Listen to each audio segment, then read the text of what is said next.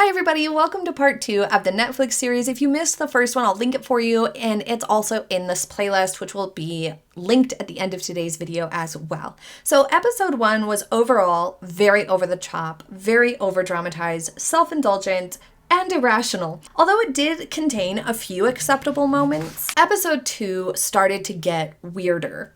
It opens with a very hilarious, very set up, fake paparazzi following moment where they're concerned that there's paparazzi following them. This was so contrived, and it also came off really toxic. Like Meghan Markle was feeding Harry's anxiety about it, and that they're both far too fixated on their media coverage and just the media in general. Long distance relationships are work, no matter what way you slice it, and then you add this layer. And look, bearing in mind, you're still discovering things about each other.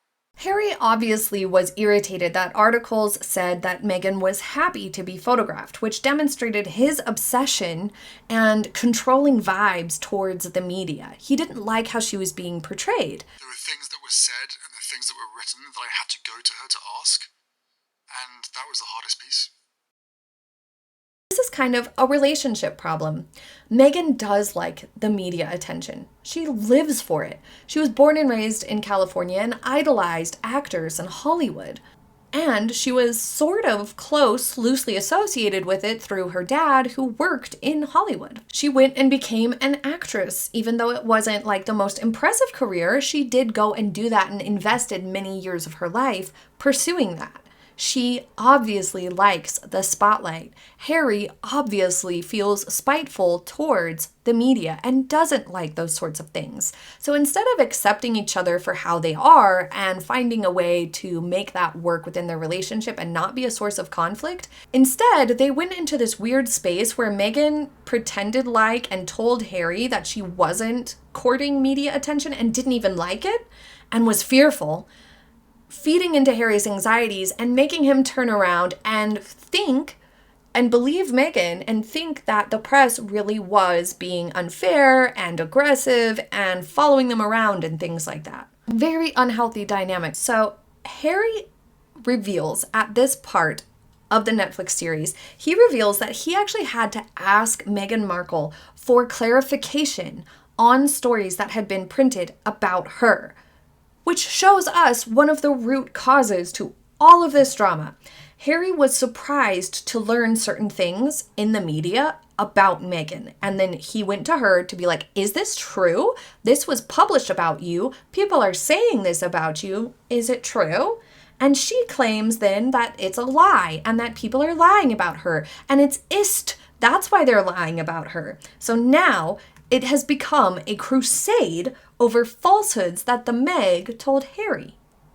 You can't make it up. It's a twisted web of lies and deceit.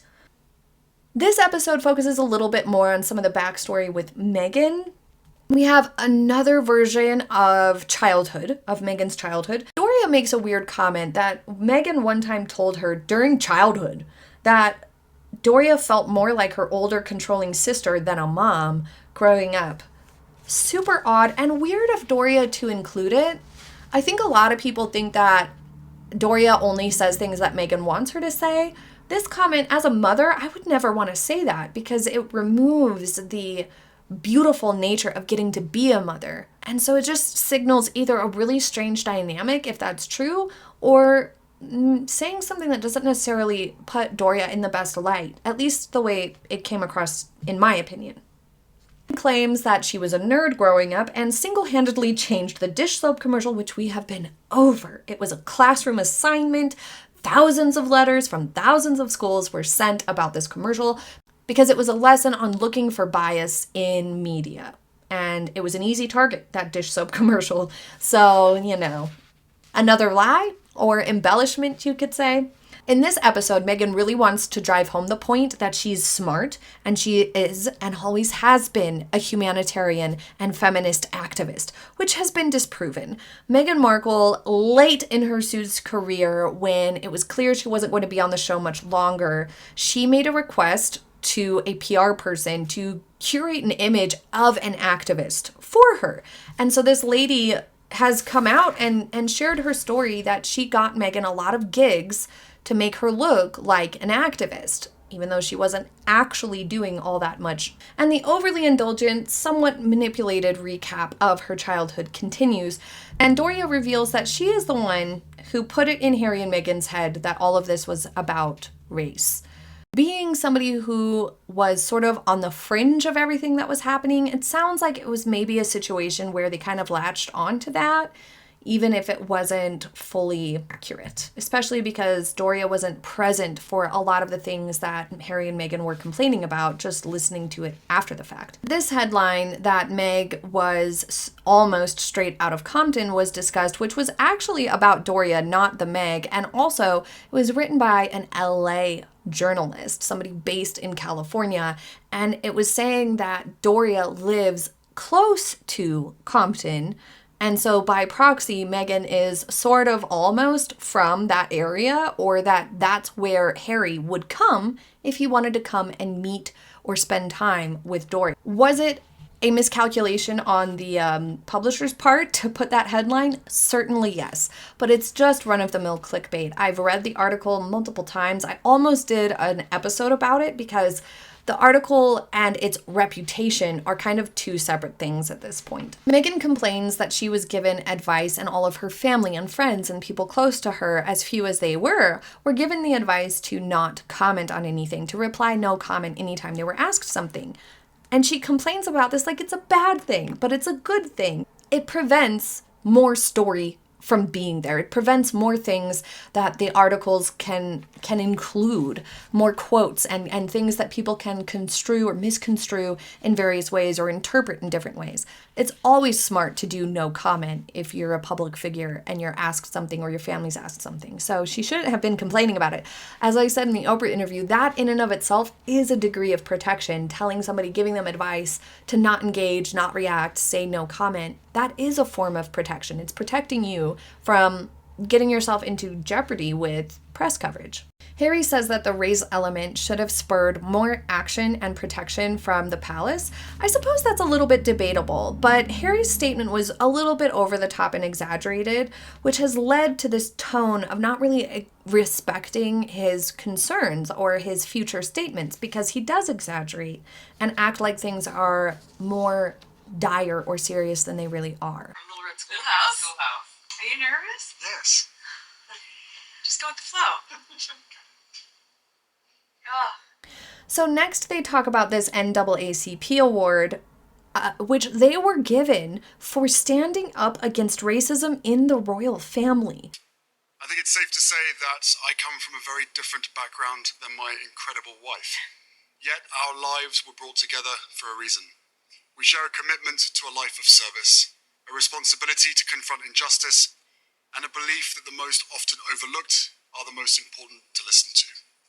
And I couldn't be prouder that we're doing this work together. So the NAACP award was rife with controversy, and Harry and Meghan have been seen as tarnishing the reputation of that organization for accepting that award, and then they backtracked on it and stuff like that. So, I mean, really? They should probably strip it from them, but they won't, because that would be intense PR for them anyway. But if this portion of the series, this second episode, if its goal was to make Meghan more relatable, to get to know her more, it completely failed. It was lacking any degree of information about her actual interests or hobbies or things that she likes or dislikes or things she likes to do or how she actually lives or who she actually is. All of that was absent. There were no talents or hobbies uncovered at all. Nothing. It was all this just manufactured, I want people to know or think that I'm smart and that I didn't know anything about the royal family. It was just too contrived. It's so funny if I look back at it now, because now I know so much. And I'm so glad I didn't then, because I could just authentically be myself without so much preparedness. Even when Will and Kate came over and I had met her for the first time they came over for dinner, I remember I was in ripped jeans and I was barefoot. So here we get Meghan's completely fabricated version of meeting the Waleses for the first time. Prince and Princess of Wales, Catherine and William. It's like I was a hugger, always been a hugger. I didn't realize that is really jarring for a lot of Brits. I guess I'd started to understand very quickly that the formality on the outside carried through on the inside. She says that there's a formality there that carries through to their private lives. Big problem. Meghan didn't ever know Catherine and William well enough to know what they were actually like in their private lives. People who are very, very famous or public figures, the way the royals are much more guarded about letting themselves relax around other people. They won't just be completely relaxed and invite someone into their completely relaxed space unless they know that person really, really well. They're going to keep a little bit of that professionalism there, those boundaries in place, until they can trust the person. Meghan never made herself a trustworthy person for them in order to see what their private life was actually like. Meghan never had a chance of finding out what the Waleses were really like in real life because she was barely there at all and untrustworthy the entire time. That there is a forward-facing way of being. And then you close the door and you go, oh, great. Okay, we can relax now. But that formality carries over on both sides. And that was surprising to me. But she claims that it was jarring to be a hugger. Not so. This story is just that. A complete and utter story. It's ridiculous. It's not true. Her version of events has been disputed by other sources. Then we have this curtsy drama in this episode. And if you look at Harry's face, it's as if he's saying, you didn't do it that way. It's just so weird, so cringe, and so rude. And this was one of those things. This came out shortly after the Queen's passing. And so people's patience for this was just not there at all. It was seen as the rudest moment of this entire series, very disrespectful and foolish. From a PR perspective, horrible mistake. Meeting her and being incredibly impressed. Some of them didn't quite know what to do with themselves. Because I think they were surprised. Maybe surprised that a ginger could land such a beautiful woman and such an intelligent woman. This came up as a really odd inferiority complex on Harry's part. And Meghan's part, really. Meghan claims that being an actress was the biggest problem, which is odd. And it also contradicts her other versions that she said previously that being an American was the biggest problem with fitting in with the royal family. As Mike Tyndall has pointed out, if you're nice to them, they're nice back because they're normal, nice people. And it's not that hard to join the royal family. Meghan made it hard on purpose, it would seem. Next, there's a weird claim about Meghan's time on Suits that she was the glue for cast relations, which I don't think is true. The cast, all but one, Abigail Spencer, all but her, have distanced themselves from Meghan. They've even said, we don't have her number, so no, she's not participating in any of the Suits stuff now. So that's super strange claim, and obviously not true. If Meghan was the glue for the cast, like she was the most important person on set, then she would still be friends with all of them, and they would certainly have her number. So, yet another falsehood. When Meghan's trying to say that she had been doing a lot of activism work and whatnot and had been a humanitarian long before Harry, she conspicuously leaves out this Rwanda picture, completely left out of her recap of her interests and her work outside of acting. It didn't really fit the theme that she was trying to drive home that Meg didn't know anything. Also included in episode 2 is the proposal, which we have yet another new version. One in which she calls her friend on the phone. Jess, it's happening. Oh my God, he told me not to peek. Oh my God. What position? Why was it filmed? Why was she calling people when she was about to be proposed to? Super odd, bizarre behavior. It also really undermines this image that she sometimes says she identifies with, that she's so authentic and that she likes to be fully present in the moment and things. And this was just for us, and we had to be so secret, and our relationship was so special because it was just for us. All of those sorts of talking points are completely undermined by the fact that she called someone on the phone and video recorded this proposal. That's not being in the moment. That's not saving it just for you. That's not keeping that memory sacred and treasured and private. None of it. Complete opposite, actually. And then proceeding to put it on Netflix clearly demonstrates that those are not values Meghan actually cares about, and she doesn't practice what she preaches in the slightest. They point out the public approval and media approval early on in their relationship and working royal life, which is very interesting because they've just spent the previous 2 episodes acting like there was never a positive. Never. That there was never any positive media coverage. People were not being nice. There was never any positive interactions with anybody. When we all know the truth is that there really was, but they contradict themselves within this series alone. They also claim that no matter what she did, the media was still negative, which is not true. It's just not. But also, when she was getting negative feedback, it was because she never took the advice. She jumped in too quickly. She showed disrespect. She didn't try. It's okay to admit a mistake. This episode in particular would have been a really good point for Meghan and for Harry to allow themselves to admit to some mistakes. But they didn't. The next episode, episode 3, about halfway through the series, opens by showing the engagement interview. Your engagement interview. Orchestrated reality show. Yeah.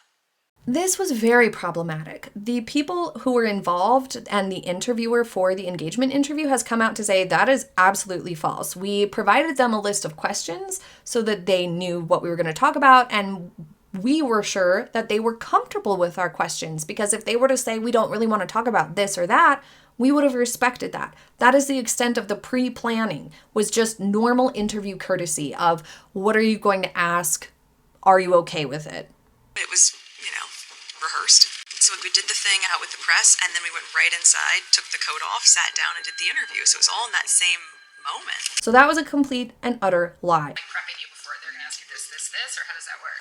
Yeah, but also and then there'll be a moment where they'll want to see the ring, so show the ring. Also, Meghan's concern that they were going to want to see the ring at some point.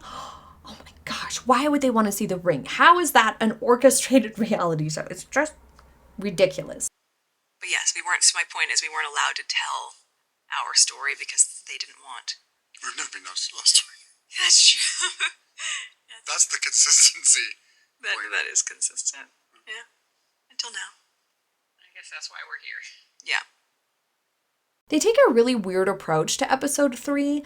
After this, they spend some time early in the episode and later in the episode giving a rather unbalanced summary of history, full of lots and lots of opinions that I just don't feel like really aligned with the series itself about Meghan and Harry specifically. It just felt like there were 2 different things happening in this episode. One was a narrative about history and some opinions about history, and the other was the Harry and Meghan stuff. And they just don't really align or connect at all. But it felt very manipulative to the viewer in that Harry and Meghan were behind this, and it was part of their sort of campaign of everybody was so mean and bad, and this is part of why. Here's yet another example of people gathering to see Meghan with very positive experiences and very positive responses, very excited.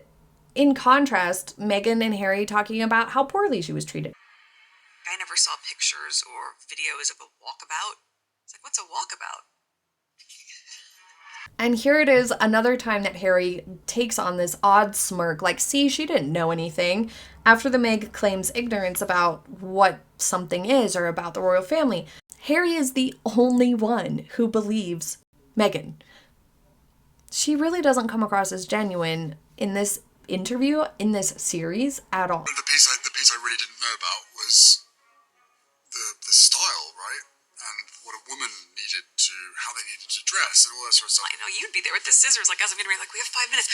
Okay, and I was like, should I wear these earrings? Are these a British designer? I just ordered these online. Is this good? And can you, wait, my tag's still, like, cut the tag. Oh, wait, and then the zip breaks, and it's like... And it's like, okay, do we have safety pin? Sure, safety pin it. The whole thing was just ridiculous. You ready? Yeah, okay.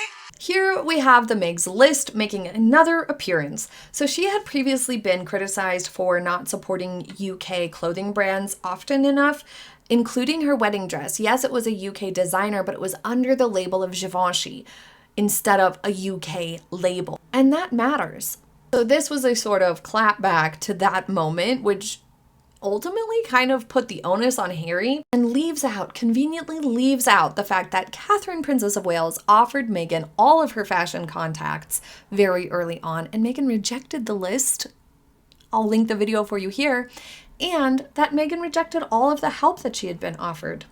Harry next discusses his beef with the phrase royal correspondent. He's basically saying that it's just somebody who's a gossipy busybody. Basically, he's discrediting that phrase or term in general, or label for somebody. But in reality, it's simply a journalist who focuses on royal reporting, that their focus is on that. And the reason why journalists will focus on a specific thing, like politics, for example, or royals, for example, or celebrity and pop culture, is because then they know more about it. They have their finger on the pulse of that industry or the news coming out of that organization regularly. So they're more familiar with all the ins and outs and the history and the people involved, and they're able to deliver better information and write better, higher quality articles more quickly because they're kind of like experts in that field. They have studied it more than the next journalist, and so they're called royal correspondents or royal experts simply because that's the field of journalism that they are focused on. It's not that hard to understand. And this leads them into talking about the unwritten contract problem, which leaves out the perspective that they do depend on one another. The Sussexes, celebrities, the palace, all of these different organizations really do depend on the media for reporting on what they're doing, or else they don't get publicity. And in turn, those news organizations depend on them for providing them access and letting them know when and where they're going to be doing something so they can actually show up in time to report on it. They explain things like the royal rota like it's the worst thing in the world and some sort of weird and wild conspiracy, when in reality, that is just how press works. That's just how it goes. That's how it works. If you want the press to report on what you're doing, which is required, then you have to participate and you have to be normal about it. And Harry and Meghan are decidedly not. They also talk a little bit about how they felt like there was this obligation or expectation to perform for the media, which really is just saying, smile, engage, answer a few questions perhaps, which we saw Harry and Meghan become increasingly combative about and unwilling and uncooperative with as they were with the royal family. But since leaving, they're still putting on these performances, but they're much, much worse on their own than they were when they were with the royals. They look much more see-through and empty now than they did previously when they had advisors and people helping them out a little bit. Meg's family becomes the subject of the next portion of this episode, and it's a complicating and challenging thing. To know what's really true or not throughout someone else's childhood is not fully possible. But ultimately, Meghan claims that her niece, Ashley, who does participate in an interview during this series, that they were really close for a while, but then she didn't invite Ashley to the wedding. How? Why? Well, Meghan blames the palace. The consensus is that there were some elements to what Meghan had told the royal family and Harry that would be in jeopardy should she have a family member like Ashley come to the wedding. But ultimately, her excuse that the palace advised her, and this is the guidance they were given, that she shouldn't invite Ashley, has been proven to be a lie. All of the sources who were close to the wedding prep and involved in the guest list have said, we never told her who to invite and who not to invite. We never told her to not invite anyone. We told her to invite more family members because that's weird to only have one family member. So that has been strongly refuted by all sources. The thing with unconscious bias is it's actually no one's fault. But once it's been pointed out or identified within yourself, you then need to make it right. And it's a constant work in progress for everybody, including me. The main red flag coming up here is that Harry doesn't take responsibility for his bias by pushing responsibility off onto Catherine and William in Spare by claiming that they told him that it was okay to wear it, that they thought it would be funny.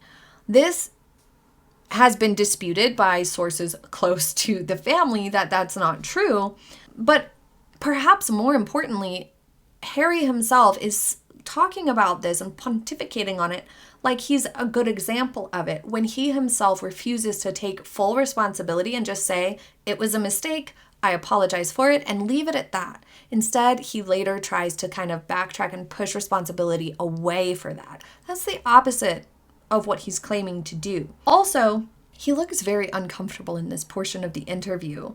I feel like he understood the risk of this narrative being pushed off onto the royal family being a misdirected situation, and he allowed it to happen anyway. And that is one of the key points with Harry, that Harry is just as to blame for all of this as Meghan, because he allowed these things. He didn't protect his family who had been good to him.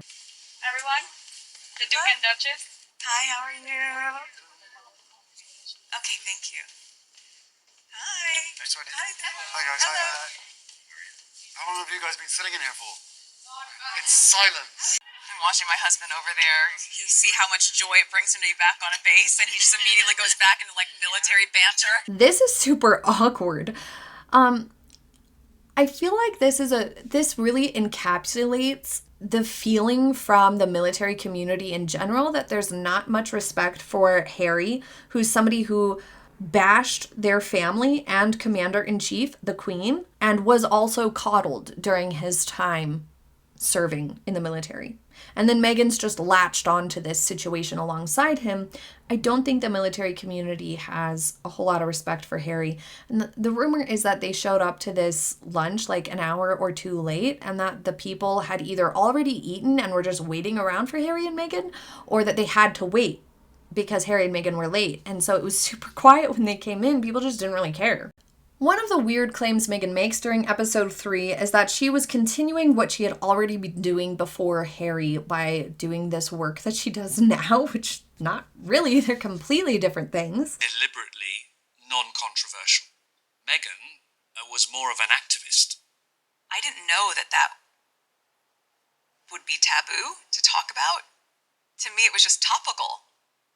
It's not a bad thing to be non-controversial. It's just not. And it's not that it's taboo. Meghan gets it wrong again. It's that the job is focused on unifying and common ground and doing good, not on commenting on potentially controversial issues and being divisive. It's not the same thing. Joining this family, I knew that there was a protocol for how things were done. And do you remember that old movie, Princess Diaries, with Anne Hathaway? There's no class in some person who goes sit like this, cross your legs like this, use this fork, don't do this, curtsy then, wear this kind of hat. Doesn't happen. It does if you take it upon your independent, industrious self to find the classes and advice or accept the help that you were offered from the palace. Personal responsibility completely absent so far. Yet another theme. It's definitely not the Sussexes' fault. So I needed to learn a lot, including the national anthem. How did you learn it? Oh, I Googled it. But she's an actress, right? I have to ask, did anyone have to teach you how to do the wave? That's not a thing. You just sort of watch it and go, okay, I guess that's what, I don't know. I guess you don't want to wave like an American. Like, everything is just smaller. No, actually, as a royal, you're just meant to be composed and not make yourself look ridiculous. So putting a little effort into coming across a little bit polished is expected. It's not that hard. And then we have the fitting of the Nightmare Boobs dress. It was hard to watch. I rarely wore color. There was thought in that, to my understanding. You can't ever wear the same color as Her Majesty if there's a group event. But then you also shouldn't be wearing the same color as one of the other more senior members of the family. So I was like, well, what's a color that they'll probably never wear? Camel, beige, white. So I wore a lot of muted tones, but it also was so I could just blend in. Like, I'm not trying to stand out here. There's no version of me joining this family and trying to not do everything I could to fit in. I don't want to embarrass the family. So all of this is false and silly. Meghan is still in beige. It's her signature is beige. This is coming from the Meg's list again because she was criticized for her fashion choices. And her claim that there was no way she wasn't going to try to fit in is very much not true. Evidence would say otherwise. I think it's clear that she did quite the opposite. She tried not to fit in. This episode finishes with more beef about the comms team and PR teams, ignoring the fact that the palace only wanted good press for everybody and success for everybody. It's really a blatant lie to say otherwise, and that these things were some sort of sabotage. There's quite a bit more filler and political and historical opinion that feels extremely disconnected from Harry and Meghan's interview and clips. There's really nothing connecting these two very different types of content. And a little bit of drama about her dad, which I have a video about it. I'll link for you up here about the whole wedding prep and stuff like that, which really just ended up highlighting the hypocrisy of the way that they use the press now versus how she reacted poorly to her dad. Consensus is this situation was manipulated in various ways, including by Meghan, to avoid or block her dad from attending the wedding. But for a deeper dive, go check out the wedding video playlist. It goes into great detail about that drama there. That's it for the first half of the Netflix series. Thank you so much for joining me for today's video. I will be back with more probably tomorrow. I hope you have a happy day ahead, and I will see you next time. Bye!